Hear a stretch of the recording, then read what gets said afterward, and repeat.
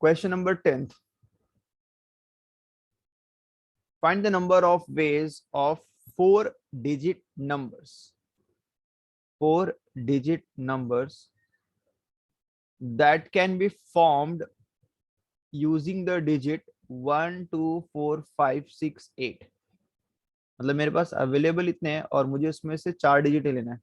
Digits can be repeated and digits can not be repeated. अगर digits repeated है तो वो परमुटेशन से सॉल्व नहीं कर सकते, क्योंकि परमुटेशन हमेशा ना हर एक को इंडिपेंडेंट कंसिडर करता है. मतलब एक बार तुमने प्लेस कर दिया तो फिर वो लेटर रिपीट नहीं कर सकते. मतलब अगर नॉन रिपीटेड रहा तो उसमें परमुटेशन अप्लाई कर सकते हैं, but if it is repeated तो इसको फिर इस परमुटेशन कैटेगरी से सॉल्व नहीं करेंगे. तो उसको बेसिक कैटेगरी, बेसिक मतलब मैं बता रहा हूँ कैसे. कितने अवेलेबल है तुम्हारे पास? 1 2 3 4 5 6. एक्चुअली 6 डिजिट्स अवेलेबल है और उसमें से प्लेस कितने करने हैं? 4 डिजिट. तो अगर रिपीट बोला तो याद है डैश वाला हमने 6.2 में किया था. फर्स्ट प्लेस के लिए कितने ऑप्शन है? ऑल 6. सेकंड प्लेस के लिए कितना ऑप्शन है? Again all 6 because digits can be repeated. Third places के लिए all 6 and fourth places के लिए all 6. तो number of ways will be 6 into 6 into 6 into 6.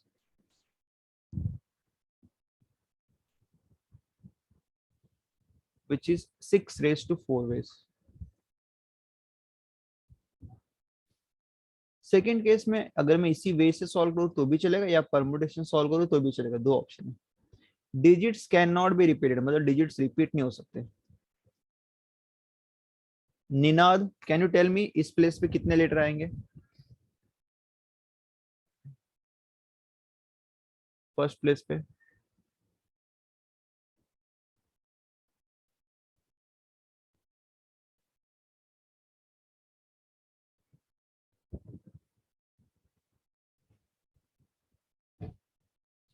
Palak.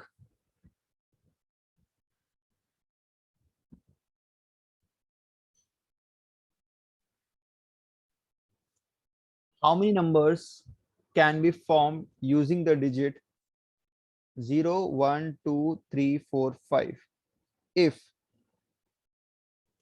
without repetition, so that the resulting number are between 100 and 1000. 100 and 1000 मतलब it is a 3-digit number. Numbers कौन से choose करना है? 0 1 2 3 4 5. I'll put a dash तो ज्यादा easy है. 100 and 1000 मतलब definitely it is understood कि 3 digit के नंबर बनना है. ठीक है, it will be 3 digits number. तो फर्स्ट प्लेस पे कितने आ सकते हैं पहले हम लोग वो चेक करेंगे. फर्स्ट प्लेस पे लेकिन 0 नहीं आएगा, दैट इज श्योर. 1 2 3 4 5. तो फर्स्ट प्लेस के लिए we have 5 option. Yes Jeet please बोलो. सर 565 है क्या आंसर? 5 P5. No sir 565. अच्छा 565. अच्छा प्लेसेस बोल रहे हैं. फर्स्ट प्लेस पे 5, सेकंड प्लेस पे 6 नहीं होगा क्योंकि विदाउट रिपीटेशन बोला है ना. मतलब ऑलरेडी मैंने इस 5 में से एक डिजिट प्लेस कर दिया, मतलब यहाँ पे भी 4 बचे. अब इंक्लूडिंग 0 करेंगे तो now it will be 5 only. तो सेकंड प्लेस पे we have only 5. Third place के लिए ऑलरेडी मैंने 2 नंबर प्लेस कर चुके हैं, तो मतलब यहाँ पे तुम्हारे पास सिर्फ 4 नंबर ही आएंगे.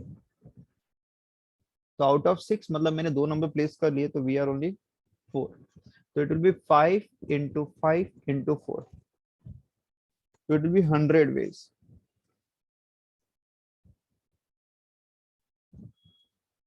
फिर से बता रहा हूँ. फर्स्ट प्लेस के लिए 5 कौन कौन से नंबर है? 1 2 3 4 5. कोई भी 5 चलेगा, 0 नहीं आएगा. सेकंड प्लेस के लिए क्या रहेगा? ये जो बाकी के जो 5 नंबर मैंने लिए उसमें से एक नंबर ऑलरेडी फिल कर चुका हूं मैं, तो यहाँ पे कोई भी 4 नंबर प्लस 0 इंक्लूड करेंगे मतलब अगेन 5 नंबर्स हो गए. तो सेकंड प्लेस के लिए भी we have 5 option. Third place के लिए मैंने 2 नंबर्स प्लेस कर लिए, तो 5 मतलब 6 में से 2 नंबर जा चुके ऑलरेडी, तो we are having only 4 numbers available, that is 4. So it will be 5 into 5 into 4 ways. This is the total number of ways.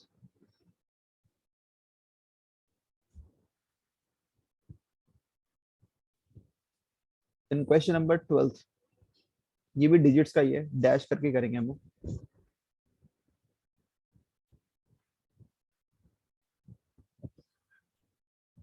Find the number of ways of 6-digit numbers using the digit 3, 4, 5, 6, 7, 8 without repetition. मतलब repeat नहीं करना. How many of these number divisible by 5, not divisible by 5? यहाँ पे तो मैं number ऐसे set करने 6 digit के कि जो नंबर बनना चाहिए या तो डिविजिबल बाय 5 होना चाहिए, जैसे कितने होंगे, और अगर डिविजिबल बाय 5 नहीं रहेगा तो ऐसे कितने रहेंगे. So let's start. 6 digit number है. अच्छा मेरे पास अवेलेबल डिजिट कौन कौन से, 3, 4, 5, 6, 7 एंड 8. तो देखा जाए तो मेरे पास ऑलरेडी 6 डिजिट्स अवेलेबल है. अब मुझे 6 डिजिट्स को प्लेस करने हैं. डिविजिबल बाय 5, 5 की प्रॉपर्टी है कि उसका जो यूनिट प्लेस रहेगा, यूनिट प्लेस उस पे या तो 0 रहे या तो 5 रहे फॉर डिविजिबिलिटी. मतलब 5 से डिविजिबल होने के लिए लास्ट प्लेस यूनिट प्लेस पे इधर इट विल बी 0 और 5, बट 0 मेरे ऑप्शन में तो नहीं है, तो विल प्लेस ओनली 5. तो मतलब यहाँ पे प्लेस करने के लिए मेरे पास सिर्फ एक ही number, that is 5 only, that is 1 P1. एक नंबर एक प्लेस, 1 P1. तो अगर तुम लोग को परमुटेशन से नहीं करना, डिजिट्स के सम्स अगर सीधे नंबर से करना है डैश करके, तो यहाँ पे सिर्फ 1 वे आएगा, सिर्फ एक ही वे आएगा, ओनली 5. अब बाकी प्लेस को रैंडमली कैसा भी अरेंज करो, वो तो 5 से डिविजिबल होगा, क्योंकि अब मेरे पास 5 नहीं रह गया, उसको मैंने यूनिट प्लेस पे डाल दिया और डिजिट्स रिपीट नहीं करना. तो फर्स्ट प्लेस के लिए कितने नंबर है, 1 2 3 4 5. यहाँ पे मेरे पास 5 है. सेकंड प्लेस के लिए 4 3 2 1. अब एक एक कम होते जाएंगे, and then we'll multiply together 5 into 4 into 3 into 2 into 1 into 1, that is 120 ways. तो 120 नंबर ऐसे फॉर्म होंगे 6 डिजिट के यूजिंग द सेम डिजिट, यही जो दिया है, which are divisible by 5. Second case में बोला है which is not divisible by 5. तो जो 6 डिजिट नंबर है वो divisible by 5 नहीं होना चाहिए, और divisible by 5 तभी नहीं होगा जब वो लास्ट प्लेस 5 नहीं होगा. तो मतलब इस लास्ट प्लेस पे 5 के अलावा कोई भी नंबर प्लेस करो, 3 4 6 7 8 कोई भी नंबर. तो मतलब इस प्लेस के लिए मेरे पास 5 वेज है. कितने हैं, 5. अब फिर से मतलब लास्ट प्लेस पे अगर कोई भी 5 में से प्लेस करूंगा तो definitely it will not divisible by 5. 3 4 6 7 8 ये 5 में से कोई भी प्लेस करो, डिविजिबल बाय 5 नहीं रहेगा. अब फिर से अरेंज कर दो, बाकी नंबर कोई भी रहे चलेगा. तो अगर मैंने इन 5 में से अगर एक नंबर प्लेस कर दिया है तो मतलब मेरे पास एक चले गए, मतलब 6 में से 1 चलेगा. Now we are left only with 5. Here it will be 5, then एक एक कम कर दिया 4, क्योंकि रिपीटिशन अलाउड नहीं, एंड विल मल्टीप्लाई 120 into 5 600. तो सेकंड के लिए we have 600 veg.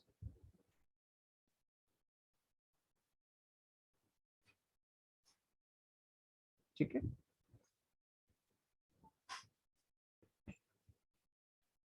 For question number 13 code word बनाना है जिसमें 2 लेटर्स रहेंगे और 2 डिजिट्स रहेंगे.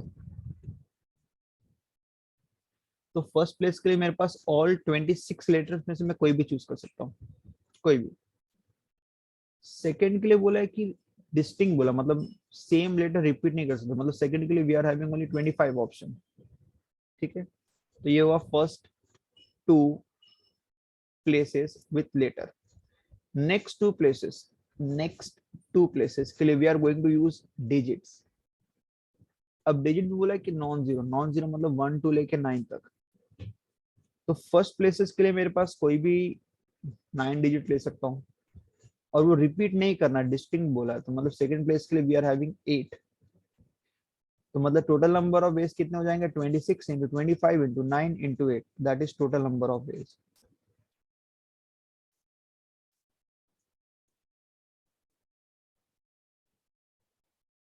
Twenty 25 into 9 into 8. ठीक है.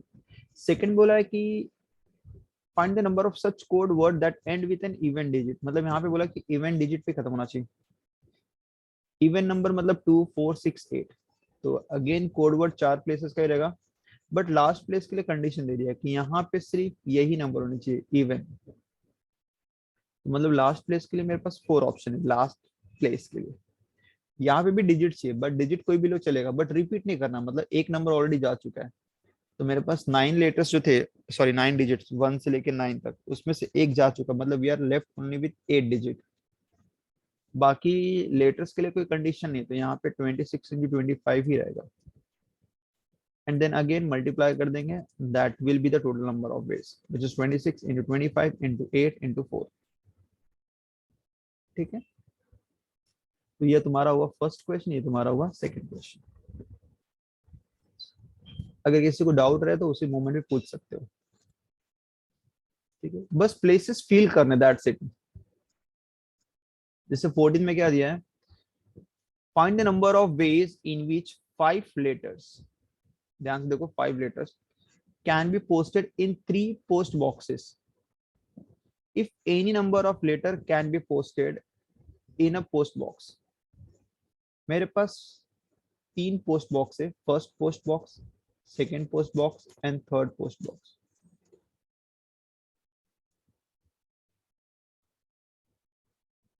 और मुझे इसमें 5 लेटर फिल करने हैं, मेरे पास 5 लेटर है, that is letter 1, letter 2, letter 3, letter 4, letter 5।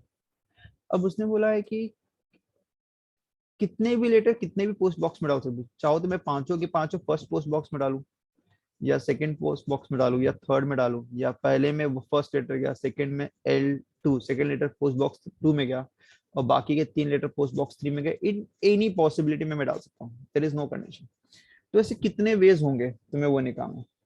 अगर क्वेश्चन ऐसा होता कि 5 लेटर को 3 पोस्ट बॉक्स में डालने हैं, 5 में से कोई भी 3 लेटर को, मतलब हर एक पोस्ट बॉक्स में एक एक लेटर होना चाहिए, तो 5P3 will be the answer.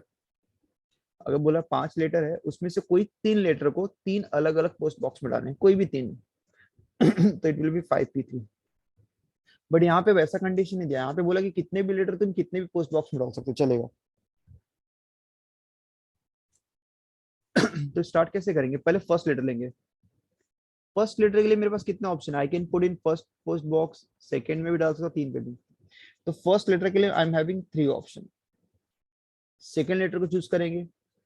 Again अगर फर्स्ट में डाल दिया तो भी तुम सेकंड लेटर को भी फर्स्ट में डाल सकते हो, मतलब इसमें कोई रिस्ट्रिक्शन नहीं, कितना भी लेटर कहीं भी डालो।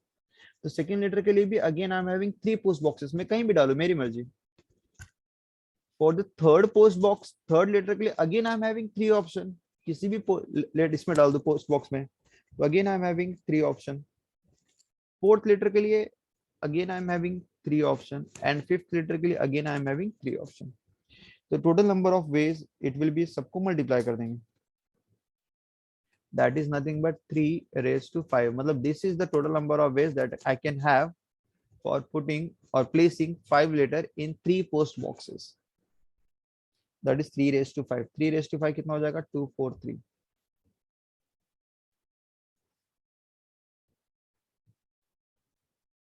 ठीक है, ये भी इजी था, मतलब लेटर को सिलेक्ट करके बस पोस्ट बॉक्स में डालो, हर एक लेटर के लिए तीन तीन तीन ऑप्शंस रहेंगे।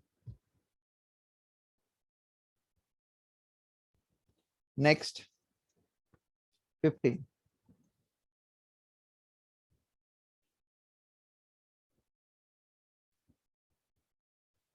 find the number of arranging 11 distinct objects taken 4 at a time so that a specified object always occurs, never occurs।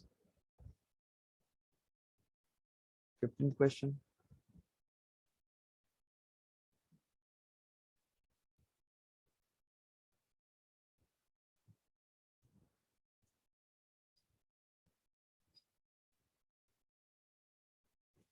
Find the number of arranging. मेरे पास 11 डिस्टिंक्ट ऑब्जेक्ट है, उसमें से अरेंज 4 को ही करना एट अ टाइम, बट इसमें 2 condition दिया, always occur and never occurs. पहला बोला ऑलवेज अकर और दूसरा बोला है नेवर अकर।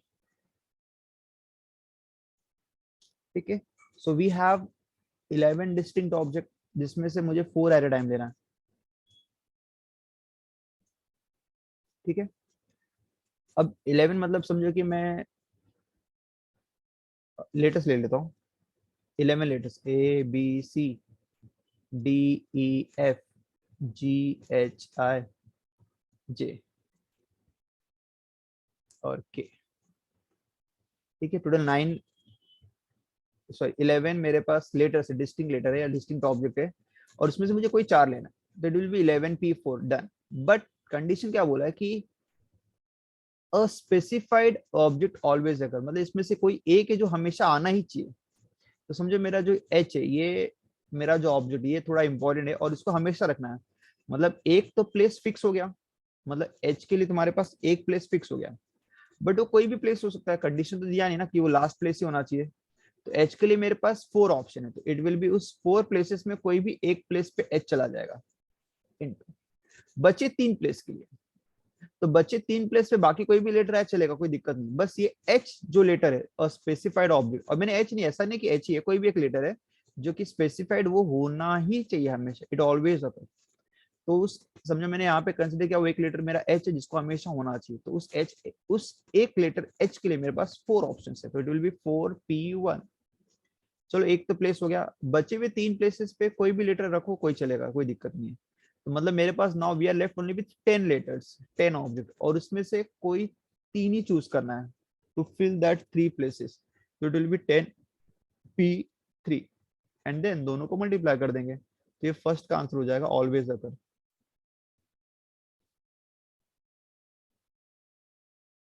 तो इट विल बी 4P1 का 4 और 10P3 का 10 factorial upon 10 minus 3 factorial.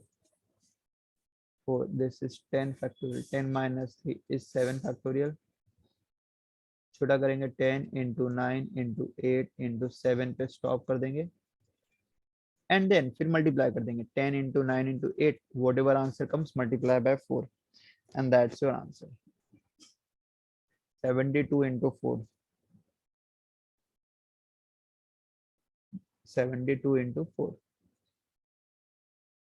2880, total number of veg 2880 रहेगा। ठीक है, और दूसरा बोला है कि पर्टिकुलर और स्पेसिफाइड ऑब्जेक्ट नेवर अकर्स, मतलब वो जो एक लेटर मुझे नहीं चाहिए, बाकी कोई भी आएगा चलेगा, उसमें वो नहीं चाहिए, तो फिलहाल उसी को लेते हैं कि H लेटर मुझे नहीं चाहिए, तो H के लिए कोई जगह ही नहीं है, तो बचे हुए 10 लेटर्स में से, 10 लेटर्स में से, 10 ऑब्जेक्ट में से मुझे कोई भी 4 लेना पड़ेगा, बिकॉज वो H लेटर नहीं चाहिए।